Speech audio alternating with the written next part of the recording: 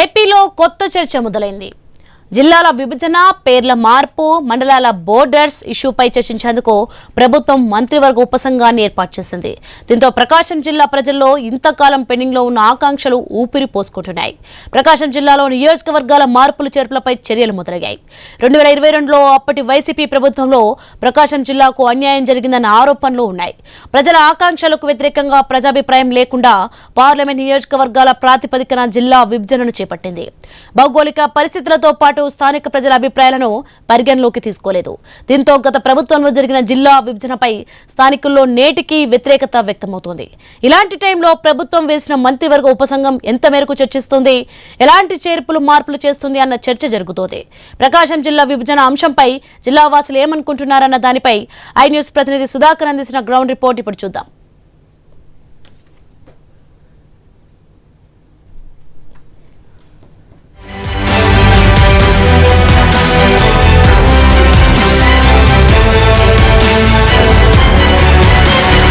ఆంధ్రప్రదేశ్ రాష్ట్రంలో జిల్లాల పునర్విభజన అంశం మరోసారి తెరపైకి వచ్చింది.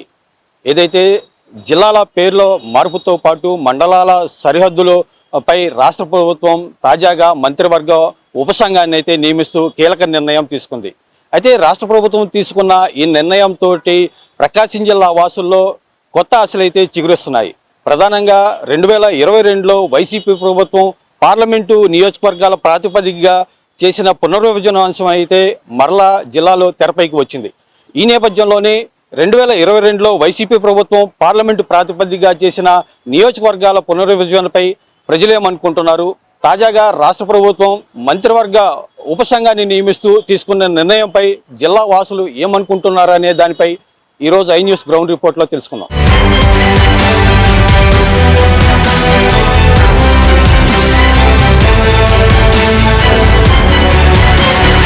ఉమ్మడి ప్రకాశం జిల్లాలో 12 నియోజకవర్గాలు అయితే కొనసాగుతుంది. ఈ నేపథ్యంలోనే 2022లో జరిగిన పార్లమెంటు ప్రాతిపదికన జరిగిన పునర్విభజనలో ప్రకాశం జిల్లా అయితే 8 నియోజకవర్గాలతోటి సరికొత్త రూపాన్ని అయితే సంతరించుకుంది.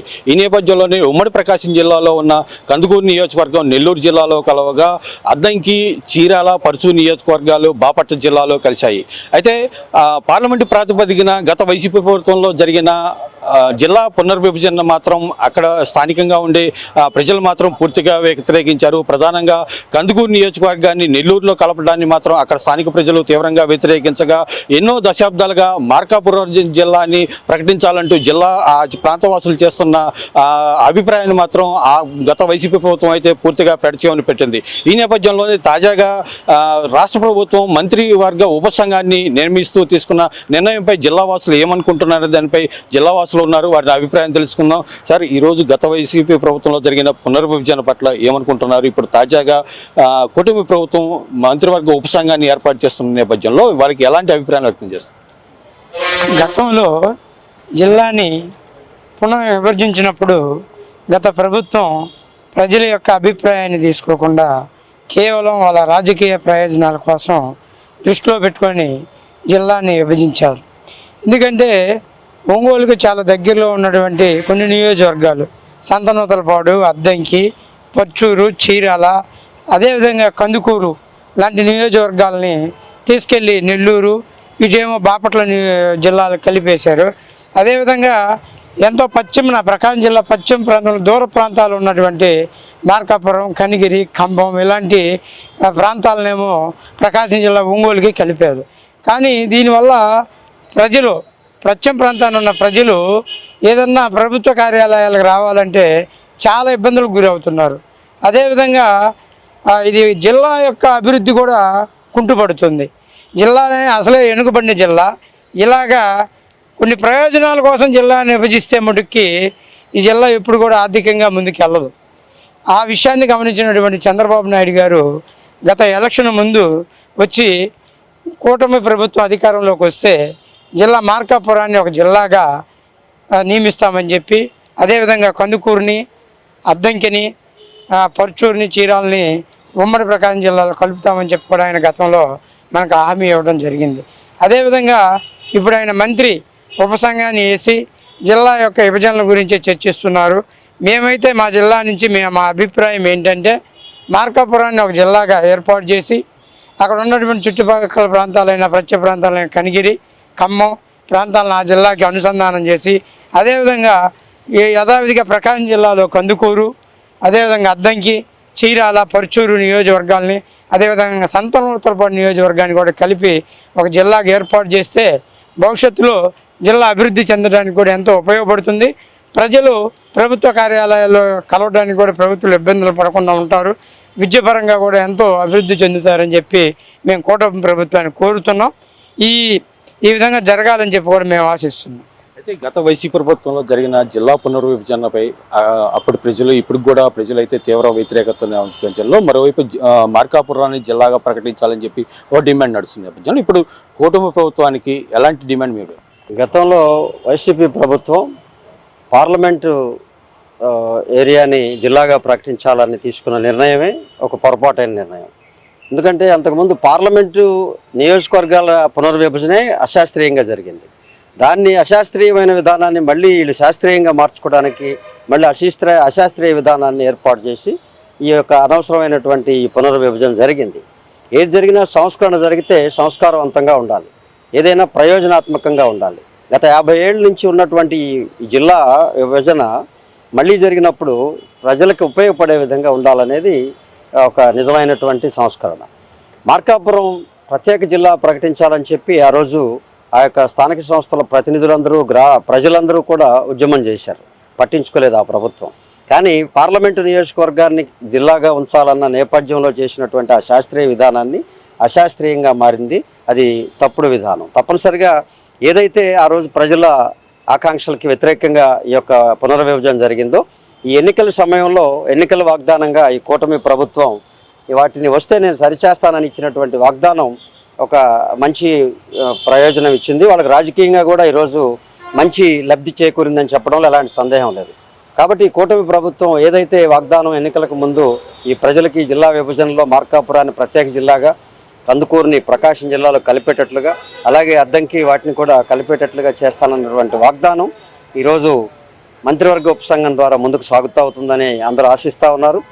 ఏదేమైనా జిల్లాలు భవిష్యత్తులో ఒక ఆర్థిక, సామాజిక, రాజకీయ అనేక అంశాలని కూడగట్టుకొని చేసేటువంటి ఈ జిల్లా మంచిగా భవిష్యత్తు ఉంటుందని చెప్పి కోరుకుంటా ఉన్నాం.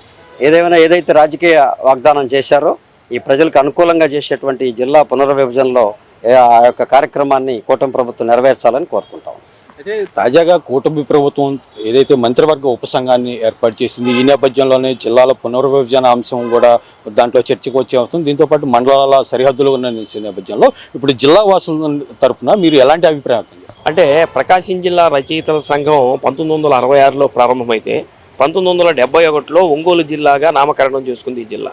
తరువాత 1972లో ప్రకాశం పంతులు గారి పేరు మీద ఆవిర్భావం చెందినటువంటి ఈ జిల్లా 3 జిల్లాల్లో వెనుకబడినటువంటి ప్రాంతాలను తీసుకొని ప్రకాశం జిల్లాగా దీన్ని రూపాంతరం చెందడం జరిగింది.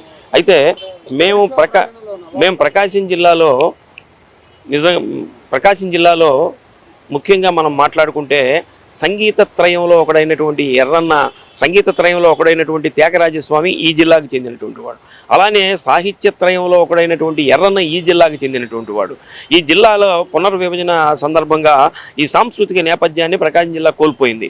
మనకి అద్దంకిలో మొట్టమొదటి తెలుగు పద్యం పండరంగని పద్యశాసనం ప్రకాశం జిల్లాలో దొరికినటువంటి సందర్భం. అలానే కందుకూరు ప్రాంతాన్ని తీసుకుంటే కందుకూరి రుద్రకవి జనార్దన అష్టకాన్ని రచించినటువంటి వాడు. ఇప్పుడు ఈ జిల్లాల పునర్విభజనతోటి అంటే కందుకూరుని తీసుకెళ్ళి నెల్లూరులో కలపడం వల్ల ఈ జనార్దన కవిని మేము కోల్పోయాం. అలానే లోపాడుని తీసుకెళ్ళడం వల్ల ఎర్రన్నని కోల్పోయాం. అలానే ఇప్పుడు జిల్లాని మళ్ళీ విభజన చేసే దాంట్లో భాగంగా ఈ కాకరలో ఉన్నటువంటి త్యాగరాజస్వామిని కోల్పోయేటటువంటి ప్రమాదం ఉంది. అలానే అద్దంకిని తీసుకువెళ్ళి బాపట్ల నియోజకవర్గంలోకి పెడితే మేము కూడా ఇప్పుడు ఏమైంది, అక్కడ ఉన్నటువంటి మొట్టమొదటి తెలుగు పద్యం ఏదైతే అద్దంకి గడ్డలో లభించిందో అక్కడ మేము మొట్టమొదటి మా పద్యశాసనం లభించినటువంటి చోట స్తూపాన్ని కూడా వేసాం. దాన్ని కూడా కోల్పోయేటటువంటి పరిస్థితి వచ్చింది. అంటే సాంస్కృతిక నేపథ్యాన్ని కూడా ఈ జిల్లాల విభజన ద్వారా కోల్పోయినటువంటి సందర్భం ఉంది. రాజకీయంగా రాజకీయ లబ్ధి కోసం రాజకీయ నాయకులు అనేక రకాలైనటువంటి విభజనలు చేయటం జరుగుతుంది. అయితే గత ప్రభుత్వం వైసీపీ ప్రభుత్వం వాళ్ళ యొక్క ప్రయోజనాల కోసం జిల్లా విభజన చేసినట్లుగా కూడా మనకు కనిపిస్తుంది. ఇప్పుడు కూటమి ప్రభుత్వం అయితే ఒక ఉపసంఘాన్ని ఏర్పాటు చేసి మళ్ళీ పునర్విభజన కార్యక్రమానికి శ్రీకారం చుట్టినటువంటి నేపథ్యంలో కందుకూరుని మళ్ళీ ప్రకాశం జిల్లాలో కలపటం, అలానే అద్దంకిని చీరాలని ప్రకాశం జిల్లాలో కలపటం, అలానే పశ్చిమ ప్రాంతాన్ని మార్కాపురం జిల్లాగా ఏర్పాటు చేస్తున్నారు. కాబట్టి అది సమంజసమైనటువంటి నిర్ణయమే. కాబట్టి దానిని చేసినా కూడా ఇబ్బంది ఏమి లేదు. ఏదైతే జిల్లా వాసులు ఎన్నో ఏళ్ళుగా చూస్తున్న మార్కాపురాన్ని జిల్లాగా ప్రకటించడంతో పాటు ఒంగోలుకి దగ్గరలో ఉన్న అద్దంకి నియోజకవర్గాన్ని, చీరాల నియోజకవర్గాంతో పాటు ప్రస్తుతం నెల్లూరులో ఉన్న కందుకూరు నియోజకవర్గాన్ని ప్రకాశం జిల్లాలో కలపాలని చెప్పి ఈ నేపథ్యంలోని పశ్చిమ ప్రకాశం జిల్లాలోని కనిగిరి, ఎర్రగొండపాలెం, దరిసి, మార్కాపురం కేంద్రంగా జిల్లాగా ప్రకటించాలని చెప్పేసి జిల్లా వాసులు కోరుతున్నారు.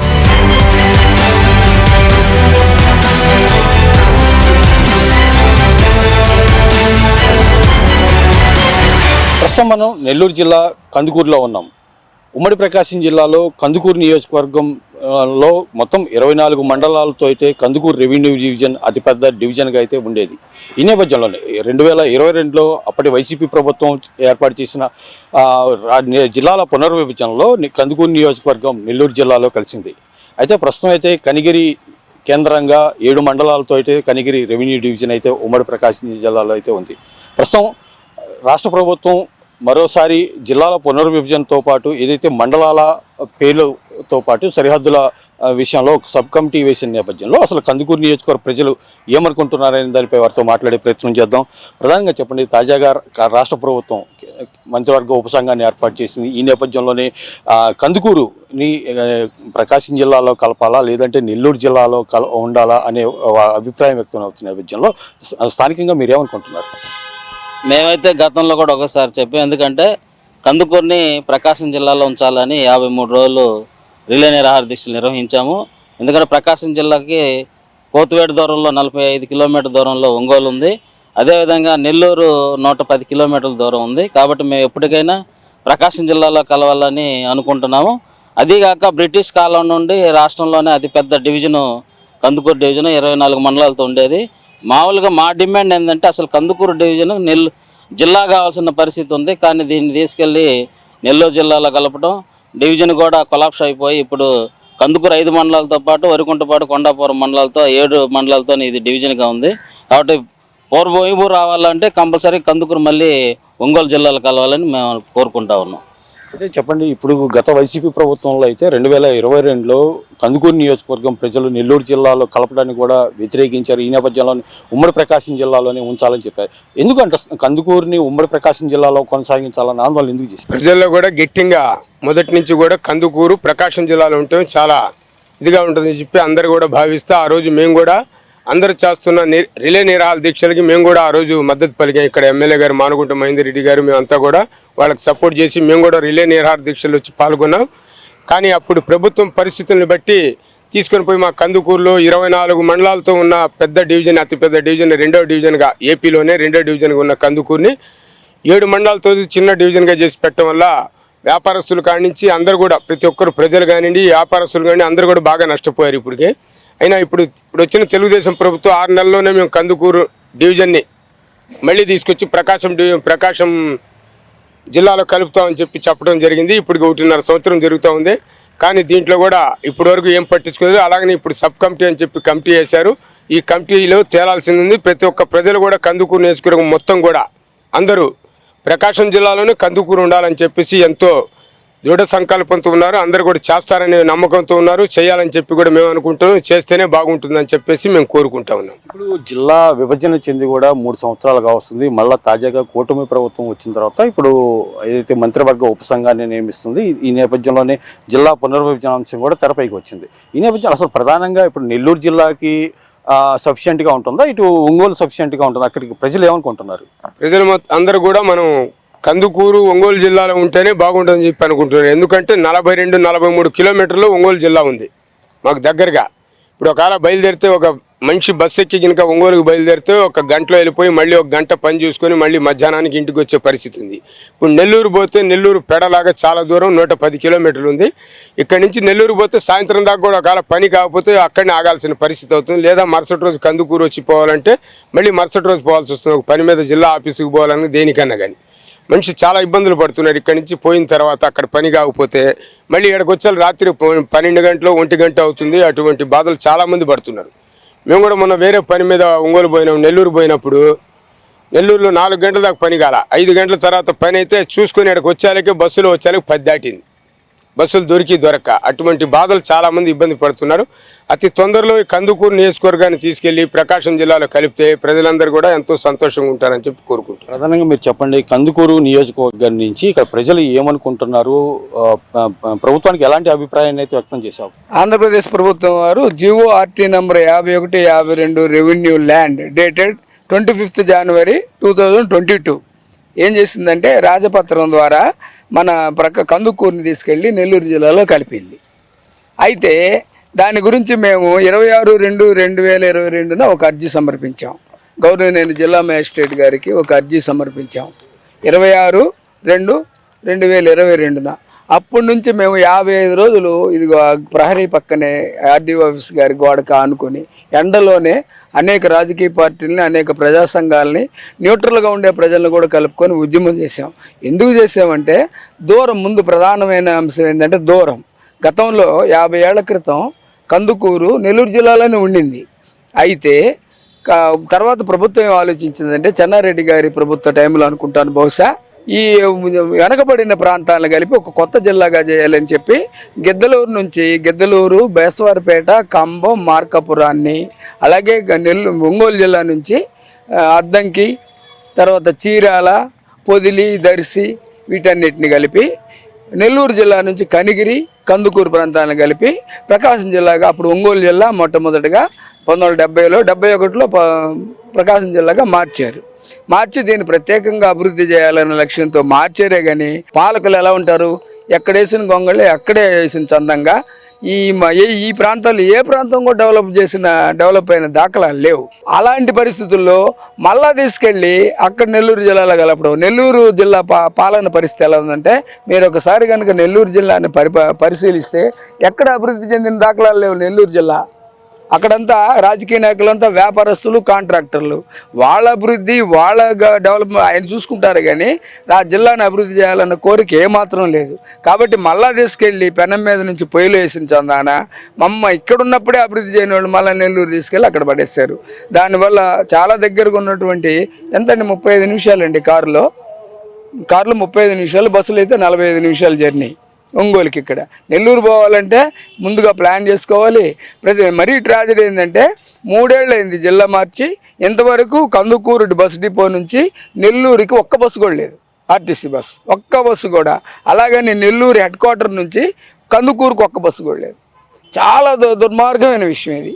ఎక్కడెక్కడో బస్సులు మారుకుంటూ కావలి వెళ్ళి సింగరాయకొండ వెళ్ళి బస్సులు మారాల్సిన పరిస్థితి, లేకపోతే సింగరాయకొండ వెళ్ళి ట్రైన్ ఎక్కాల్సిన పరిస్థితి. మంత్రివర్గం ప్రజల కన్నీళ్లు తుడచడానికే ఈ మార్పుల మీద వేశారనేది మాకు నిశ్చితాభిప్రాయం.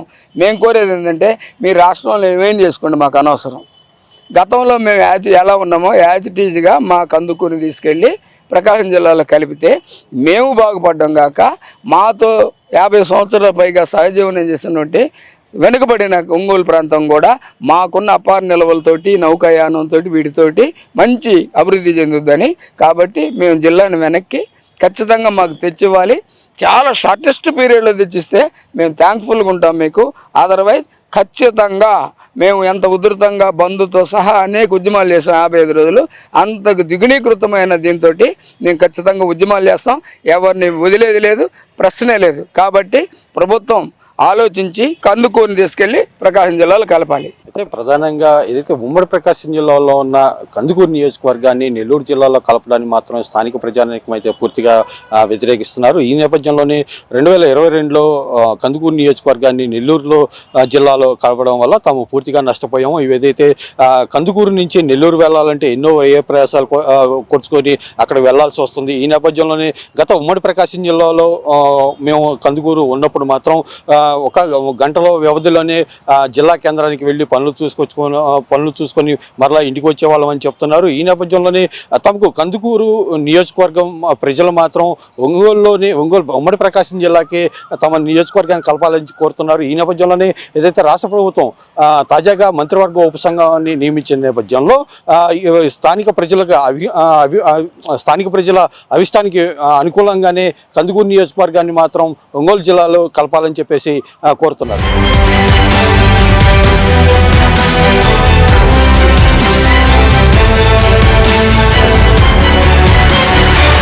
ప్రస్తుతం మనం ప్రకాశం జిల్లాలోని మార్కాపురంలో ఉన్నాం. మార్కాపురాన్ని జిల్లాగా ప్రకటించాలని చెప్పి ఈ ప్రాంతవాసులు ఎన్నో ఏళ్లుగా ఉద్యమాలు అయితే చేస్తున్నారు. అయితే గత 2022లో జరిగిన జిల్లాల పునర్విభజనలో భాగంగా మార్కాపురాన్ని జిల్లాని ప్రకటిస్తారని చెప్పేసి ఇక్కడ వాసులు ఆశించారు. అయినప్పటికీ అప్పటి రాష్ట్ర ప్రభుత్వం అయితే ఈ మార్కాపురం జిల్లా వాసుల అభిష్టాన్ని మాత్రం ఆలోచనలోకి తీసుకోలేదు. ఈ నేపథ్యంలోనే 2022లో మార్కాపురం జిల్లాని ప్రత్యేక జిల్లాగా ప్రకటించాలని చెప్పేసి ఈ ప్రాంతవాసులు అయితే పెద్ద ఎత్తున ఉద్యమాలు చేశారు. అయినప్పటికీ ఇక్కడ ఉమ్మడి ప్రకాశం జిల్లాలోనే మార్కాపురాన్ని కొనసాగించేలా అప్పటి రాష్ట్ర ప్రభుత్వం అయితే నిర్ణయం తీసుకుంది. ఈ నేపథ్యంలోనే తాజాగా రాష్ట్ర ప్రభుత్వం మంత్రివర్గ ఉపసంఘాన్ని నియమిస్తూ తీసుకున్న నిర్ణయంపై జిల్లావాసులు ఏమనుకుంటున్నారు, అసలు ఇక్కడ ప్రజల మనోభావాలు ఎలా ఉన్నాయని తెలుసుకునే ప్రయత్నం చేద్దాం. సార్, మార్కాపురాన్ని జిల్లాగా ప్రకటించాలని ఎన్నో దశాబ్దాలుగా ఈ ప్రాంతవాసులు ఉద్యమాలు చేస్తున్నారు. మెయిన్ రీజన్ ఏంటి? ఆర్థికంగా, రాజకీయంగా, సామాజికంగా అనేక దశాబ్దాలుగా పూర్తిగా వెనుకబడ్డ ప్రాంతం, దగాబడ్డ ప్రాంతం, పశ్చిమ ప్రాంతం, వర్షాభావం తప్ప మరో నీటి ప్రత్యయం ఏమాత్రం లేని ప్రాంతం, అన్ని రంగాల్లో వెనుకబడ్డ ప్రాంతం. ఈ ప్రాంతంలో పూర్తిగా వెనుకబడింది. ఈ ప్రాంతంలో ఉపాధి అవకాశాలు లేక ఇతర ప్రాంతాలకు వలసలు ఎక్కువ ప్రాంతం ఏదైనా ఉందంటే పశ్చిమ ప్రాంతం నుంచి వెళ్తున్నారు. మాకు మార్కాపురం పశ్చిమ ప్రాంతం నుంచి జిల్లా కేంద్రానికి వెళ్ళాలంటే దాదాపు 170-180 కిలోమీటర్ల మేరకు వెళ్లాల్సి వస్తుంది. కాబట్టి మార్కాపురం జిల్లా కేంద్రం చేయాలని అనేక దశాబ్దాలుగా ఈ ప్రాంత ప్రజానికం డిమాండ్ చేస్తూ ఉన్నారు. గత వైసీపీ ప్రభుత్వ హయాంలో కూడా మార్కాపురం ప్రాంతంలో ఏపీడబ్ల్యూజీ యూనియన్ కానీ, సిపిఎం, సిపిఐ, అన్ని రాజకీయ పార్టీలు, ప్రజా సంఘాలు, కార్మికులు, కర్షకులు, విద్యార్థులు, యువత పెద్ద ఎత్తున ఆందోళన కార్యక్రమానికి కూడా శ్రీకారం చుట్టడం జరిగింది. గత వైసీపీ ప్రభుత్వంలో వాస్తవం చెప్పాలంటే మార్కాపురాన్ని జిల్లా చేయాల్సిన అవసరం ఎంతైనా ఉంది. అయితే గత ప్రభుత్వంలో నాటి ముఖ్యమంత్రి జగన్ గారు శాస్త్రీయ దృక్పథంతో కాకుండా ఆయన పార్లమెంటరీ కేంద్రాన్ని జిల్లాగా చేయడం వల్లనే మా ప్రాంతానికి తీవ్ర అన్యాయం జరిగింది. కాబట్టి ఇప్పటికైనా సరే పశ్చిమ ప్రాంతాన్ని జిల్లా కేంద్రం చేసామంటే ఈ ప్రాంతం అన్ని రంగాలలో అభివృద్ధి చెందినటువంటి అవకాశం ఉంది. ప్రధానంగా భారతదేశంలో అత్యంత వెనుకబడ్డ ప్రాంతం ఏదైనా ఉందంటే అనంతపురం ప్రాంతం. అనంతపురం ప్రాంతం కన్నా కూడా పశ్చిమ ప్రాంతం పూర్తి స్థాయి వెనుకబడ్డ ప్రాంతం అని మనం చెప్పడం కాదు, గతంలో శ్రీకృష్ణ కమిటీ రిపోర్ట్ కూడా చాలా స్పష్టంగా చెప్పింది. కాబట్టి ఈ ప్రాంతం కనుక వెనుకబడ్డ ప్రాంతంగా జిల్లా కేంద్రంగా చేసామాట అయితే కేంద్ర ప్రభుత్వం నుంచి అత్యధికంగా పెద్ద సంఖ్య నిధులు వచ్చేటువంటి అవకాశం ఉంటుంది.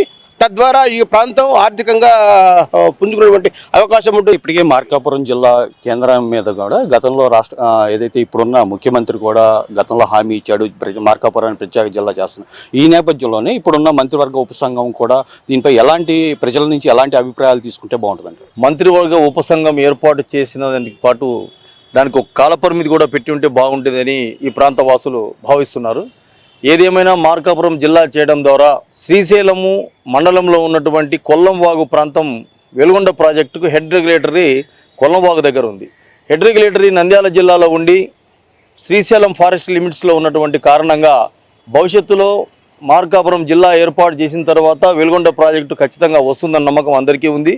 వెలుగొండ ప్రాజెక్టు వచ్చిన తర్వాత కొల్లంవాగు హెడ్ రెగ్యులేటరీ వచ్చేసి నంద్యాల జిల్లాలో ఉండడం, ఇక్కడ మార్కాపురం జిల్లాకు రావాల్సినటువంటి పరివాహక ప్రాంతం కానీ, అన్ని లక్షలాది ఎకరాల భూములు కానీ, లక్షలాది మంది జనం త్రాగునీరు తాగే అవకాశం కానీ మొత్తం కూడా మార్కాపురం, గిద్దలూరు, కనిగిరి, ఉదయగిరి ప్రాంతాలకు ఉందన్న సంగతి కూడా అందరికీ తెలుసు. ఈ నేపథ్యంలో మాది ఒకటే మనవి, మార్కాపురం జిల్లాను ఏర్పాటు చేయడం కోసం గౌరవ ముఖ్యమంత్రి గారు ఇచ్చినటువంటి హామీ మేరకు జరగాలని కోరుకుంటూ మంత్రివర్గ ఉపసంఘం వారు అతి త్వరలో ఎంత తొందరగా వీలితే అంత తొందరగా ఈ కమిటీ తీర్పును డెసిషన్ ఒకటి ఇస్తే మార్కాపురం జిల్లా ఏర్పాటు అవుతుందని మేమందరం కూడా చాలా ఆశాభావంతో ఉన్నాం. అన్ని వర్గాల్లో వెనుకబడినటువంటి ప్రాంతంగా బిరుదును మేము దీని నుంచి బయటపడాలి. ఆ వెలుగొండ ప్రాజెక్టు దేవుడి దేవల్ల వచ్చి ఈ జిల్లా ఏర్పాటు చేస్తే ఇది కూడా ఒక కోనసీమ ప్రాంతంలాగా 3 పంటలు పండించుకొని మేమందరం కూడా మా పిల్ల పాపలతోటి సుఖంగా హాయిగా బతకడానికి, రైతు కూలీలు బ్రహ్మాండంగా జీవనం సాగించడానికి అవకాశం ఉంటుంది. కాబట్టి ఖచ్చితంగా రాష్ట్ర ప్రభుత్వం వారు అన్ని విధాలుగా ఆలోచించితే తప్పకుండా గౌరవప్రదమైనటువంటి రాష్ట్ర ప్రభుత్వం వారు అన్ని పార్టీలను కూడా ఏకగ్రీవంగా జిల్లా ఏర్పాటుకు డిమాండ్ చేస్తున్నటువంటి పరిస్థితుల్లో సహకరించాలని మనవి చేస్తున్నాం. అంటే మార్కాపురాన్ని జిల్లాగా ప్రకటించాల్సిన అవసరం ఎందుకు వచ్చింది? ఇక్కడ భౌగోళిక పరిస్థితులు అందుకు అనుకూలిస్తాయంటారా? మార్కాపురం జిల్లాను ఏర్పాటు చేయడానికి ప్రధానంగా ఈ జిల్లా ఏర్పాటు విషయంలోనే 3 జిల్లాల చివరి ప్రాంతాలను కలిపి ఏర్పాటు చేయడం జరిగింది. అదే ఈ 3 జిల్లాల్లో వెనుకబడిన ప్రాంతాలని ప్రకాశం జిల్లాగా ఏర్పాటు చేయడం వల్ల ఇక్కడ ప్రజలు అత్యంత వెనుకబడి ఉన్నారు. అది రాజకీయంగా, సామాజికంగా, నైసర్గికంగా అన్ని వర్గాల వారు వెనుకబడుతనానికి కారణమైంది. మరి ముఖ్యంగా పశ్చిమ ప్రకాశము వర్షాధారం మీద ఆధారపడి జీవనం సాగిస్తూ ఉంటారు. వర్షం పడితేనే పంటలు పండే పరిస్థితి. రెండోది త్రాగునీటికి ఇబ్బందికరమైన పరిస్థితులు నెలకొన్న రీత్యా ఈ ప్రాంతం వెనుకబడిన ప్రాంతంగా విరాజిల్లుతుంది. ఈ ప్రాంతం రాజులు వెళ్ళిన రతనాల సీమగా ఉన్నటువంటి ఈ ప్రాంతము త్రాగునీరు, సాగునీరు లేక అత్యంత వెనుకబడిన ప్రాంతము. మరి ముఖ్యంగా ప్రస్తుత ప్రభుత్వంలో ఎమ్మెల్యే ఎవరైతే ఈ కందుల నారాయణ రెడ్డి ఉన్నారో ఆయన ఈ మార్కాపురం జిల్లా ఏర్పాటుకు గతంలో నాయకత్వం వహించాడు. ఇప్పుడు ప్రభుత్వం ఏర్పాటైంది. అధికారంలోకి వచ్చిన తర్వాత ఈ జిల్లాలో 2-3 సార్లు పర్యటించినటువంటి ముఖ్యమంత్రి చంద్రబాబు నాయుడు ఈ జిల్లా ఊసే ఎత్తకపోవడంలో జిల్లాను ఏర్పాటు చేయడంలో తాత్సారం చేస్తూ ఉన్నారు. ఏదేమైనప్పటికీ మంత్రివర్గ ఉపసంఘము ఏర్పాటు ఇది సాగతీతకు తప్ప ఇది జిల్లా ఏర్పాటు కాదు. పశ్చిమ ప్రకాశం జిల్లా అని అంటే వెనుకబడిన జిల్లా. ఈ నేపథ్యంలోని ప్రత్యేక జిల్లాగా మార్కాపురం ఏర్పడితే అభివృద్ధి ఎలా ఉంటుంది? ఇక్కడ ప్రజలు ఏమనుకుంటున్నారు? అయితే గత ప్రభుత్వం కూడా మనకు జిల్లా చేస్తానని చెప్పి వైసీపీ ప్రభుత్వం కూడా మనకు జిల్లా చేయకుండా అర్థం పర్థం లేని విభజన చేసి వెళ్ళారు. ఇప్పుడు వచ్చిన టీడీపీ కూడా 2 సార్లు మన సీఎం గారు మన మార్కాపురంకి రావటం కూడా జరిగింది. అయితే చెప్పారు జిల్లా చేస్తా మార్కాపురం, అది నమ్మి ప్రజలు కూడా ఓటేశారు. ప్రత్యేకంగా మనకు పార్టీలు ఏవైనా కూడా ఇక్కడ లోకల్ సమస్యల్లో చాలా వరకు మన వెనుకబడిన ప్రాంతం మార్కాపురము. ఏది ఏమైనా కూడా అన్ని పార్టీలు కలిసి చేయూతనిచ్చి మనకు మార్కాపురం జిల్లాగా చేయాల్సిన అవసరం ఉంది. ఇతరుల సిపిఎం, సిపిఐతో కలిపి మేము ఇక్కడ ధర్నా చేస్తాము. ఇక ముందు కూడా మీరు జిల్లా చేయకపోతే ఇదే ధర్నాని కొనసాగిస్తాం. మళ్ళీ మేము కలెక్టరేట్ ముందు ధర్నాకి కూర్చోవడానికి కూడా వెనకాడమని చెప్పి కాంగ్రెస్ పార్టీ తరఫున, మహిళా నాయకుల తరఫున నేను ప్రభుత్వానికి డిమాండ్ చేస్తున్నాను. చెప్పండి, రాష్ట్ర ప్రభుత్వం ఇప్పటికి మంత్రివర్గ ఉపసంఘాన్ని వేసింది. ఈ నేపథ్యంలోనే జిల్లాల పునర్విభజనతో పాటు ఏదైతే మండలాల సరిహద్దులు నడుస్తుంది ఈ ప్రాతిపదికనే జనాభా ప్రాతిపదికన తీసుకుంటున్న ఈ నిర్ణయం పట్ల ఇక్కడ మార్కాపురం జలవాసులు ఏమనుకుంటున్నారు? మార్కాపురం పట్టణంలో స్థలాలకైతే విపరీతంగా ధరలు వస్తాయి. ఈ స్థలాలు కూడా ఇక్కడ ఆపరస్తులు కూడా బాగా సంతోషంగా ఉంటారు. ఇంకా పోతే మార్కాపురం పట్టణంలో కూడా ఇంకా అభివృద్ధి కార్యక్రమాలు చాలా ఉన్నాయి. ఇంజనీరింగ్ కాలేజీలు ఉన్నాయి ఆల్రెడీగా. ఇంకా లా కాలేజీలు ఉన్నాయి. మార్కాపురంలో అభివృద్ధి కావాల్సిన జిల్లా కావాల్సిన అన్ని సదుపాయాలు ఉన్నాయి. కాబట్టి జిల్లా పెడితే బాగుంటుందని ఈ సందర్భంగా కోరుతున్నాను.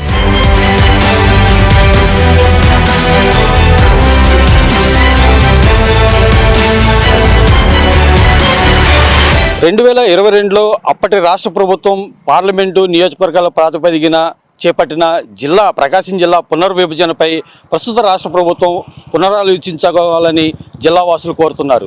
ఈ నేపథ్యంలోనే రాష్ట్ర ప్రభుత్వం నియమించిన మంత్రివర్గ ఉపసంఘం ప్రజల మనోభావాలు, భౌగోళిక పరిస్థితులకు అనుగుణంగా చర్యలు తీసుకోవాలని, ఈ నేపథ్యంలోనే జిల్లా పునర్విభజనపై మరోసారి ప్రజల మనోభావాలకు అనుగుణంగా జిల్లా పునర్విభజన చేపట్టాలని చెప్పి జిల్లావాసులు అయితే కోరుతున్నారు. ఈ నేపథ్యంలోనే 2022లో జరిగిన పునర్విభజనలో కందుకూరు నియోజకవర్గాన్ని ప్రకాశం జిల్లాతో కలపడంతో పాటు అద్దంకి, చీరాల నియోజకవర్గాలను ప్రకాశం జిల్లాలో కొనసాగించి మార్కాపురం కేంద్రంగా గిద్దలూరు, ఎర్రగొండపాలెం, దర్శి, కనిగిరి నియోజకవర్గాలను కలిపి మార్కాపురం జిల్లాగా చేయాలని చెప్పేసి ఇటు మార్కాపురం జిల్లా వాసులు కోరుతున్నారు.